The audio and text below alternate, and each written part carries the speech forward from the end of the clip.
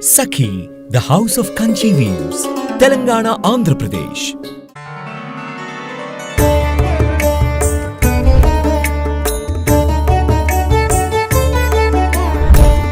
नमस्तेस्तु महामाये श्रीपीठे सुरपूजिते शङ्खचक्रगदाः। నమస్తే. Sakhi the house of Kanchi weaves సమర్పించు దసరా స్పెషల్ ఎపిసోడ్స్కి స్వాగతం. ప్రేక్షకులందరికీ దసరా శుభాకాంక్షలు. రమగారు, మీకు కూడా దసరా శుభాకాంక్షలు అండి. దసరా పండుగ శుభాకాంక్షలు జయ. సుమన్ టీవీ ప్రేక్షకులందరికీ దసరా ఉత్సవాలకి స్వాగతం. రమగారు, 9 రోజులు చేసుకునే మనం నవరాత్రులు చాలా చక్కగా నియమ నిష్టలతో జరుపుకుంటాం కదా. ఈ 9 రోజులు మనం పాటించాల్సిన విధి విధానాలు ఏంటండి? దసరా అనగానే నవరాత్రులు, దీని పేరే నవరాత్రులు. మనకి 4 నవరాత్రులు ఉన్నా కూడా చాలా ప్రఖ్యాతంగా భారతదేశం అంతా జరుపుకునేవి దసరా నవరాత్రులే. 9 రోజులు అమ్మవారు వేరువేరు అవతారాలతోటి, వేరువేరు అలంకరణలతోటి, వేరువేరు మంత్రాలు, వేరువేరు అభిషేకాలు, దేనికి దానికే అట్లా ప్రత్యేకంగా జరపబడేది. ఒకే దైవారాధన వేరువేరు శక్తుల రూపంలో కొలవబడేది ఈ 9 రోజులు. 10వ రోజు అపరాజిత పూజ చేసుకుంటాం మనం. సో మనం ముందుగా పండుగ రోజు యొక్క విశిష్టతతో మొదలు పెడదామండి.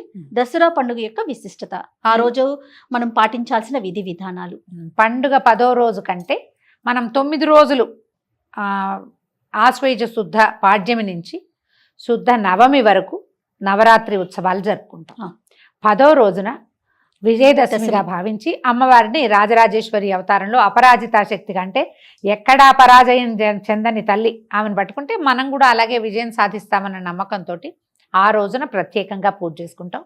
మొదటి రోజు నుంచి ఈ 9 రోజులు విశేషంగా కొలవటమే దసరా పండుగ యొక్క విశిష్టత. అయితే 9 రోజులు కొలవటం అనగానే మనకి 9 రోజులు ఎందుకు కొలవాలి, ఏమిటి అనే ప్రత్యేకత ఎలా వచ్చిందండి? మనకి వైదిక సంఖ్యాశాస్త్రంలో 9 అంకెకి చాలా ప్రత్యేకత. అన్నితో నవరాత్రులు అని చెప్తాం కదా. ఈ లెక్క ఎట్లా వెళ్తుంది? మనకి నవగ్రహాలు ఉన్నాయి, మనకి నక్షత్రాలు 27, 3 9లు, అన్నీ 9 తోటే ముడిపడి ఉంటాయి. మనకి అంకెలు ఎన్ని? 1 నుంచి 9 వరకే కదా ప్రధాన అంకెలు. ఈ 1 నుంచి 9 దాకా ఉన్న అంకెలతోటే తతిమా ఎన్ని కోట్ల అంకెలైనా, ఏ సంఖ్య అయినా ఈ 1 2 3 4 5 6 7 9 వరకు. అయితే ఈ వీటిలలో ప్రధాన సంఖ్యలో చివరిదైన 9 చాలా ప్రత్యేకమైనదిగానే చెప్పబడుతుంది. 9 తోటే మనకి ఎన్నో ఏర్పడి కనపడతాయి. ఈ నవగ్రహాలు కనిపిస్తాయి. 108 మనం జపం చేసుకుంటాం. 108 9 నుంచి భాగించబడిందే కదా, అది 9 నుంచి హెచ్చించబడిందే 108. ఎక్కడైనా సరే మనకి చూడండి, మా భగవద్గీతలో 18 అధ్యాయాలు, కురుక్షేత్ర యుద్ధం జరిగింది 18 అక్షౌహిణులు, 18 రోజులు, ఇట్లా అన్నీ ఈ 9 తోటే ముడిపడి ఉన్నాయి. అమ్మని ఈ 9 రోజుల పాటు కొలవటం ఒక ప్రత్యేకమైన లక్షణంగా చెప్పబడుతుంది. అయితే ఈ 1వ రోజు నుంచి 9వ రోజు వరకు మనం పూర్తిగా అర్చన చేయగలుగుతామా లేదా, ప్రతిరోజు చేస్తామా లేదా అనేది మన సంప్రదాయాన్ని బట్టి, మన గ్రామాచారాలు దేశాచారాలను బట్టి, మన సమీపంలో ఉన్న దేవాలయాలను బట్టి మనం ఎట్లా చేసుకోగలిగితే అట్లా చేయొచ్చు. చేస్తే 9 రోజులు చేసుకోవచ్చు, లేదా చివరి 3 రోజులు చేసుకునే ఒక ప్రత్యేకమైన పద్ధతి మనం చేస్తాం. త్రిరాత్ర వ్రతం అంటారు, 3 రాత్రులు చేసేది. ఈ నవరాత్రులు అని చెప్పబడినందుకే మనం రాత్రిపూట పూజ చాలా విశేషమైంది. అయితే మనకి సమీప దేవాలయాల్లో ఏ విధానాన్ని అనుసరిస్తున్నారో మనం ఆ విధానాన్ని అనుసరించి వెళ్ళొచ్చు. ప్రఖ్యాత దేవాలయాల్లో ఏది పాటిస్తారో ఆ విధానాన్నైనా తీసుకోవచ్చు. లేదా మన ఇంట్లోనే ఒక సంప్రదాయం ఉంది, ఏటా మనం చేసుకుంటాం, మన ముందు తాతలు వాళ్ళు చేసున్నారు, మనం ఆ ఇంటి పద్ధతి అక్కడ ఎలా ఉన్నా సరే మనం ఇది పాటిస్తాం కాబట్టి ఈ రకంగా వెళ్ళచ్చు. ఈ 9 రోజులు అవతారాలే కాకుండా నవదుర్గలుగా అమ్మవారిని పూజించే విధానం కూడా కొన్ని ప్రాంతాల్లో కనపడుతుంది. ఇప్పుడు మన శ్రీశైలం భ్రమరాంబిక అమ్మవారి దగ్గర నవదుర్గా పూజ చేస్తారు. దుర్గలు వేరుగా ఉంటారు, వాళ్ళ స్వరూపాలు స్వభావాలు, వాళ్ళకి చేసే అర్చన ప్రత్యేకమైనది. సాధారణంగా మనకి దసరా నవరాత్రులు మంత్రాధిష్టాన దేవతల్ని పూజించే విధానం కనపడుతుంది. మనం లౌకికంగా ఏదో సాధారణంగా పూజ చేసుకుంటాం, మంత్రాలు పెద్దవి కదా. అయితే ఈ పెద్ద సంప్రదాయాన్ని పాటించే కొన్ని చోట్ల శృంగేరిలో కానీ, శృంగేరి కంచిలో కానీ ప్రత్యేకంగా అక్కడ విధానమే వేరుంటుంది. విజయవాడ మన కనకదుర్గమ్మకు కూడా అంతే కదా. కాదు, ఇక చెప్దాం. వీళ్ళు కాకుండా ఇవేంటంటే అవి మనం పీఠాలు మఠాలతోటి అనుసంధానమై ఉంటాయి. అక్కడ ఈ పెద్ద మంత్రాన్ని పునశ్చరణ చేయటం, అక్కడ హోమం చేస్తారు, కలసం పెట్టడం, హోమం చేయటం, పునశ్చరణ చేయటం, దశాంశం తర్పణం చేయటం, ఇదంతా విధానంగా ఉంటుంది. బోళ్ళంతా జపం చేస్తారు. మనకి కనకదుర్గ దేవాలయంలో ఏంటంటే లౌకిక విధానంలో వెళ్తారు. మంత్రాధిష్టాన దేవత అయినా అమ్మవారు అక్కడ ఇలా పీఠంతో ముడిపడి ఉన్నది కాదు కదా, అది మనం సార్వజనీనంగా ప్రజలందరూ పాటించగలిగే విధానం. దేవాలయంలో అమ్మని స్వర్ణ కవచాలంకృత దుర్గగా కొలుస్తూనే లౌకిక విధానం సాధారణ ప్రజలు అనుసరించదగినటువంటి తేలికపాటి విధానం అక్కడ మనకి కనపడుతుంది. మనం నిస్సందేహంగా ఏ భయము లేకుండా ఇది చేస్తే పొరపాటేమో తప్పేమో అంత చేయలేమేమో అన్న భయం లేకుండా మనం కనకదుర్గ దేవాలయంలో ఏం చేస్తారో ఇంద్రకీలాద్రి మీద ఆ విధానాన్ని అందరూ లౌకికులందరూ అనుసరించవచ్చు. మంత్ర విధానంతో చేసేవి మనకి ఈ శృంగేరిలోనూ అక్కడ కనపడతాయి. మీరు శృంగేరి ఆ ప్రాంతంలో ఉంటే అక్కడ పద్ధతే పాటిస్తాం, అక్కడ ఏం చేస్తారో అంత అలాంటిది కొంత సులువుగా చేసుకుంటాం. ఇక్కడ మనకి విధానమే హాయిగా ఉంటుంది, ఓకే, భయం లేదు. మనం ప్రతి సంవత్సరం కూడా విజయవాడ కనకదుర్గమని అనుసరించిగా మనం మాట్లాడుకుంటాం. సాధారణంగా మనం అంతా కూడా దాన్నే ఫాలో అవుతూ ఉంటాం, ఆ విధానాన్నే మనం ఫాలో అవుతాం. మరి ఈ సంవత్సరం ఏ విధానాన్ని చెప్పబోతున్నారండి? ఈ సంవత్సరం కూడా మనం కనకదుర్గ దేవాలయంలో అమ్మవారికి ఎలాంటి సేవాకాలం సమర్పిస్తారో అదే విధానంలో ఏ రోజు ఏ అవతారం దేవాలయంలో వేయబోతారో అదే అవతారాన్ని గురించి మనం మాట్లాడుకుందాం. అమ్మవారిని లోపల మూలవరులు అమ్మ కనక దుర్గమ్మ నవ్వుతూ చక్కగా మందహాసంతో కనపడతారు. ఆమెను అలాగే ఉండనిచ్చి పక్కన విడిగా మనకి ఇలా స్వరూపాన్ని వెలయిస్తారు. ఏ రోజు ఏ స్వరూపాన్ని వెలయిస్తారో ఆ రోజు ఆ దేవతకి పెట్టవలసినటువంటి ప్రసాదం నైవేద్యం కానీ చేయవలసిన పూజా విధానం కానీ ఏ స్తోత్రం చదువుకోవాలి, ఏ అష్టోత్తరం చదువుకోవాలి, ఇది మనం ఏం సమర్పిస్తే మంచిది, ఆ రోజున మనం అనుసరించాల్సిన విధానాలు ఏమిటి అనేది సులభమైన విధానంలోనే చెప్పుకుందాం. ఎప్పుడు దైవారాధన ఎంత సులువుగా ఉంటే అంత మంచిది, భయం ఏకుండా ఉంటుంది. మీరు బాగా అద్భుతమైన విధానాలు మీకు అలవాటు ఉన్నాయి, వచ్చు, తెలుసు, ఇంట్లో పెద్దలు ఉన్నారు, ఏదో ఒక పురోహితుడిని పెట్టుకుని చేయించుకుంటాము అంటే విధానం చక్కగానే వెళ్తుంది. మనమే చేసుకోవాలంటే మనం అనుసరించదగింది ఏమిటంటే సులువైనది, దానివల్ల మనకి భయం లేనిది, పొరపాట్లు జరగని విధానంగానే వెళ్తే మంచిది. ఎవరికైనా ఇది ఈజీ. రమగారు, ఇంట్లో ప్రతిమని పెట్టుకునే అలవాటు ఉంటుందా ఎక్కడైనా? దుర్గమ్మని కొంచెం తక్కువే ఉంటుంది జయ, ప్రతిమ కాదు. అసలు ఇక్కడ మనకి నవరాత్రులు అంటేనే కలశారోపణ ముఖ్యం. మనం 9 రోజులు నియమంగా చేస్తాం. అందుకని కదపకుండా ఉండేందుకు ముందు ఒక కలశము, తర్వాత ఏమో అఖండ దీపారాధన, ఇవి ఇంపార్టెంట్. ఇవి రెండు ఇంపార్టెంట్. అఖండ దీపారాధన మెయింటెనెన్స్ కష్టం అవుతుంది అనుకుంటే కనుక 2 పూట్ల దీపారాధన, నిత్య దీపారాధన 2 పూటల. తర్వాత ఈ కలశం పెట్టుకోవటం మన ఇంట్లో అలవాట్లేదు, ఒట్టి పటం పెట్టుకుని పూజించుకోండి. పటం పెట్టుకోవచ్చు, దానికి ఏ తప్పు లేదు. సచామర రమావాణి సవ్యదక్షిణ సేవిత ఆ నామానికి అనుసరించి ఉండేటువంటి ఒక పిక్చర్ని, ఒక వటాన్ని మీరు పెట్టుకోవచ్చు. ఏదైనా చిన్న ప్రతిమలు ఉంటే కాదు, చిన్న ప్రతిమ ఎంతది ప్రతిమ ఉంటే ప్రతిమా స్వరూపాన్ని పెట్టుకోవచ్చు. రోజు ఒక రూపాన్నే మనం పూజించవచ్చు. మనం ఆ రోజు ఎవరిని పూజిస్తామో ఆ అమ్మవారి పేరు ఆ రోజు చెప్పుకోవచ్చు. ఈ ప్రతిమలు దేవాలయంలో మార్చినట్టు ఫోటోలు మార్చాలా, ప్రతిమలు మార్చాలా, అలాంటి అనుమానాలకి తావివ్వద్దు. ఎందుకంటే 10 రోజులు చేసుకునే విధానం కాబట్టి మనం ఇంట్లో సాధారణంగా పాటించలేకపోతాం. పాటిస్తే సంతోషం, అంతే కదండి. అవును. ఇప్పుడు ప్రతిమని పెట్టుకుని ఇంట్లో పురోహితుడిని పెట్టుకుని సాంగంగా మొత్తం విధి విధానాల ప్రకారం చేసే వాళ్ళకి ప్రతిమని మార్చేందుకు కూడా వాళ్ళకి అవకాశం ఉంటుంది. రోజుకు ఒక అలంకారం, ప్రత్యేక వస్త్రధారణ, ప్రత్యేకంగా అలంకారం, సరస్వతి పూజ రోజున వీణ, దుర్గా పూజ రోజున సింహవాహనం, అవన్నీ పెట్టగలుగుతారు. అందరి వల్ల అదట్లా అవకాశం ఉండదు కదా. అందుకని సులువుగా ఏం చేసుకుంటాము, మనము ఒక చిన్న కలశం పెట్టుకోగలిగితే పెట్టుకోవటం, లేదా పటం పెట్టుకోవటం. చిన్న ప్రతిమ పెట్టుకున్నాం అనుకోండి, కుంకుమార్చన చేసుకోవటం మనకి సులువుగా ఉంటుంది. దసరా నవరాత్రుల్లో ప్రత్యేకంగా చెప్పబడేది కుంకుమార్చన. ఈ కుంకుమార్చన చేయటానికి కూడా మనం ఇందులో ఏంటంటే నువ్వు నేను మన ఇద్దరమే వండుకొని తింటాం, మన వరకే ఇంత ప్రసాదం చేసి ఓం బోం అని చూపించటం, ఇదే అయితే గనక కుంకుమార్చనల జోలికి వెళ్ళబోకండి. సామూహికంగా కొంచెం జనాలు రావాలి, మనం ఎవరికైనా ప్రసాదం పెట్టాలి, ఎక్కువ అన్న నివేదన జరగాలి, అలాంటివి చేసేటప్పుడు మీరు కుంకుమార్చన పెట్టుకోవచ్చు. మన ఇద్దరం భార్యాభర్త ఇద్దరమే ఉంటాం, ఆఫీస్ ఉంది, పటం పెట్టుకోండి. ఈ రోజు ఈ అమ్మవారు అంటే ఆ అమ్మవారికి సంబంధించిన అష్టోత్తరం చదువుకోండి, అమ్మవారికి 4 పూలు సమర్పించండి, పళ్ళు పాలు ఏదైనా నివేదన మీరు చేయగలిగితే, అన్న నివేదన ఏదైనా చేయగలిగితే అది చేయండి. ఇక్కడ ఇంకొక విషయం కదా రమ్మగారు, 9 రోజులకి 9 నైవేద్యాలు ఉంటాయి కదా అమ్మవారికి. మీరు అన్నట్లుగా మనం కలసం వరకే పెట్టుకోవటమా, లేదా ఒక పటం పెట్టుకోవటమా? అలా పెట్టుకున్నప్పుడు ఈ నైవేద్యాలని 9 రకాలుగా ఏ రోజుకి ఆ రోజు సంబంధించి కూడా పెట్టుకోవచ్చు. ఓపిక ఉంటే ఓపిక మీకు చేత కావాలిగా, కుదరాలి కదా. అదొక చాలా పెద్ద పాయింట్ కదా. ఇంట్లోనే ఉంటాము, ఇంట్లోనే ఇంట్లో నుంచే పని చేస్తున్నాము, 12 గంటలకు ఆఫీస్కి వెళ్తాము, పొద్దున్న చేసుకోగలము అనుకున్న వాళ్ళు ఏ రోజు అన్న నివేదన ఆ రోజున మనం చేసుకుని అమ్మవారికి నివేదించుకోవచ్చు. అంత సాగని వాళ్ళు పాలు పళ్ళు చివరి రోజున కొంచెం అన్న నివేదన చేసుకుందాము. ఇప్పుడు మన కుంకుమార్చన అనగానే అది ఇవన్నీ ఒకటొకటి చెప్పుకోవాలి కదా.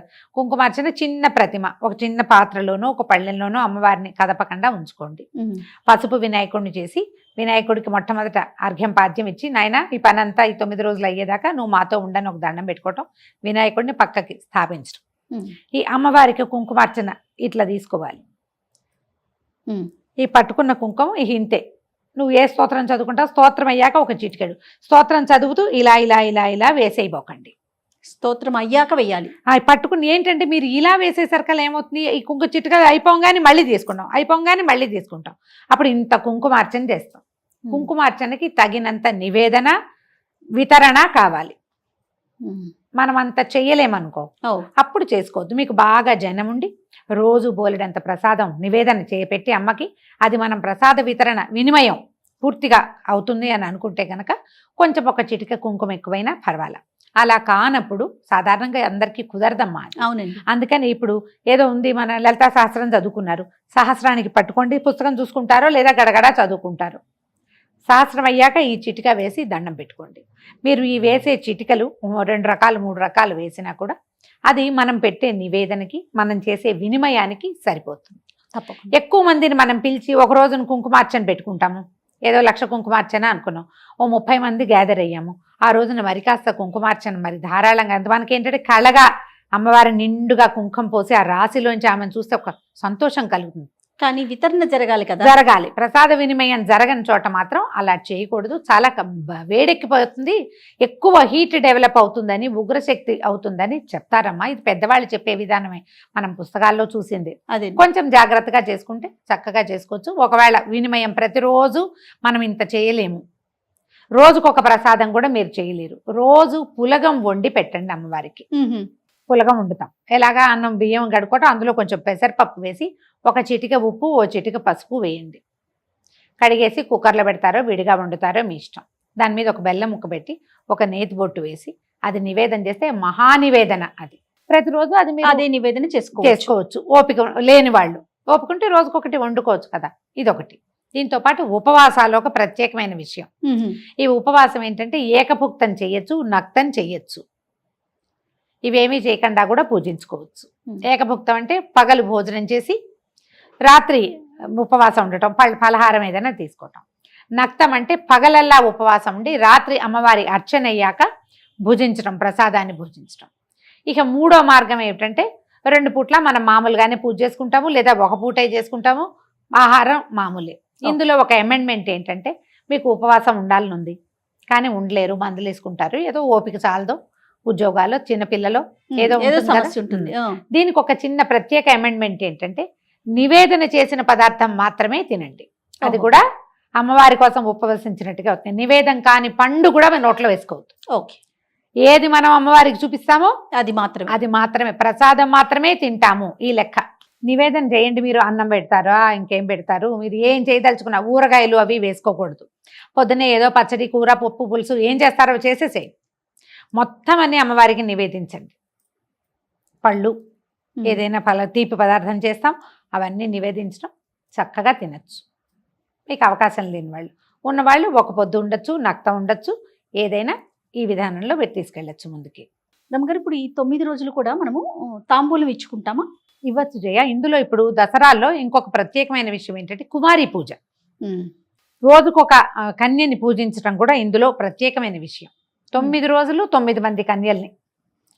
దీనికి కన్యా పూజ విధానంలో కూడా 2 ఏళ్ల వాళ్ళకి చేస్తే 1, 3 ఏళ్ల వాళ్ళకి, 4 ఏళ్ల వాళ్ళకి, ఏడాది పెరిగే కొందికి ఆ కన్యలకి పేర్లు మారుతాయి.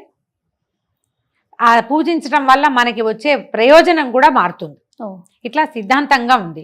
మనం అలా చేయలేకపోతే కనీసం ఈ 10 రోజుల్లో 9 రోజుల్లో ఒక్క కుమారికైనా సరే 9-10 సంవత్సరాల లోపలదే కుమారి పూజ.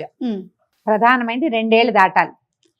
మన లెక్క పెద్దవాళ్ళు ఎలా చెప్తారంటే పళ్ళెంలో విస్తర్లో ఒక ముద్ద పెడితే అది ఇట్లా తీసుకున్న పసిబిడ్డ నోట్లో పెట్టుకోవాలి. తన పాదాలకి ఇది కుల నియమం లేదు జయ. కుమారి పూజకి కుల నియమం లేదు. ఏ వాళ్ళైనా పనికొస్తారు. ఆ కుమారికి చక్కగా పాదాలకు పసుపు రాసి పారాయణ పెట్టి బొట్టు కాటిక పెట్టి, మీకు కుదిరితే పొద్దున్నే నూనె రాసి తలంటి పోస్తే కూడా చాలా మంచిది. పొట్టు కాటిక పెట్టడం, అలంకరణ సామాగ్రి ఏదైనా పిల్లలకి ఇచ్చేది, స్త్రీకి ఆడపిల్లలకి అలంకారాలంటే ఈ గోరింటాకు, తర్వాత చెవులకు పెట్టుకునేవి, ఏబొండు బొట్టు పెట్టుకునేవి, తలకు పెట్టుకునేవి, జడకుప్పెలు లాంటివి, వస్త్రాలు, వాళ్ళు తినగలిగే నేను ఇది ఉండేను ఇదే పెడతాను కాదు, ఆ కుమారి ఏం తింటుందో అది. మన ఇంట్లోనే అన్నం పెట్టి దాని పాదాలంటి దండం పెట్టుకోవాలి ఆ పాపాయికి. ఈ కుమారి పూజ చాలా విశేషంగా చేస్తారు జయ. అసలు బెంగాల్లో అక్కడైతే కన్యా పూజనే ప్రత్యేకంగా ఉంటుంది. మనకి కూడా కుమారి పూజ సిద్ధాంతం ఉంది. ఈ 9 రోజుల్లో ఒక రోజు మొత్తం 9 మందినో 10 మందినో కన్యకల్ని ఒకేసారి తీసుకొచ్చి మనం ఈ చెప్పిన అలంకారాలన్నీ చేసి పూజ చేసుకుని భోజనం పెట్టి చక్కగా వస్త్రాలు అన్ని ఆభరణాలు అన్ని సమర్పించి పంపించవచ్చు. రోజుకొక కుమారికైనా పెట్టచ్చు.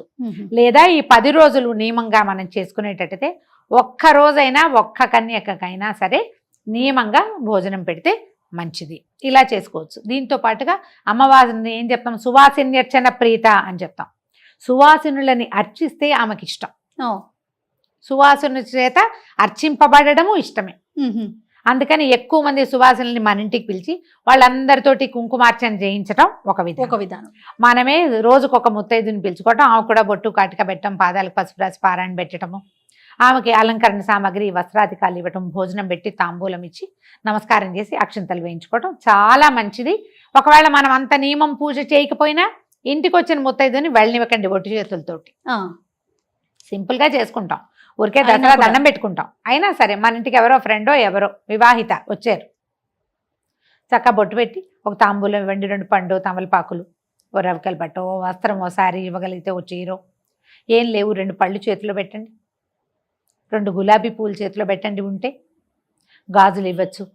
ఇట్లా అలంకరణ సామాగ్రి ఏదైనా ఇవ్వచ్చు. మనం మొత్తం లైన్ అంతా చూడు. దసరా పూజ అనగానే మొట్టమొదట కలశారోపణ అవి చేయగలిగితే చేస్తాం. అవును. అఖండం పెట్టగలిగితే పెడతాం. అష్టోత్తరాలు అవి చదువుకోగలిగితే చదువుకుంటాం. నివేదనలు 10 రోజులు చేయగలిగితే చేస్తాం. కుమారి పూజ చేయగలిగితే చేస్తాం.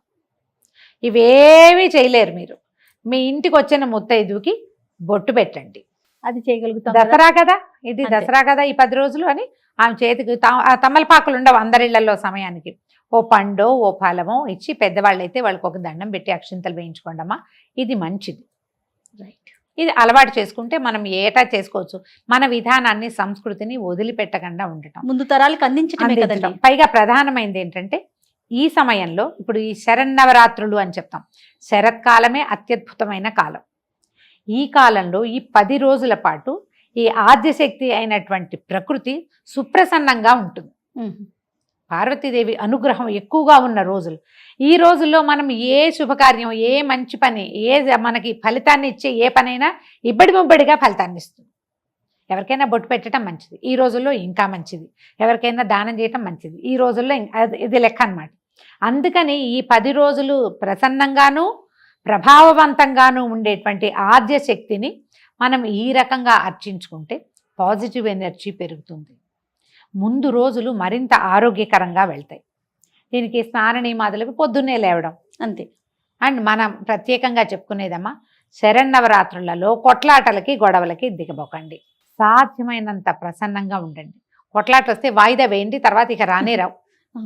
ఈ విషయంలో జాగ్రత్త వహిస్తూ ఈ 10 రోజుల నియమావళిని ఎంత మటుకు పాటించగలిగితే అంతవరకు పాటిస్తూ మీ పూజా విధానాన్ని ముందుకు తీసుకెళ్ళండి. సంతోషరావు గారు నమస్తే. నమస్తే జయ. Anchor's dress courtesy by Saki.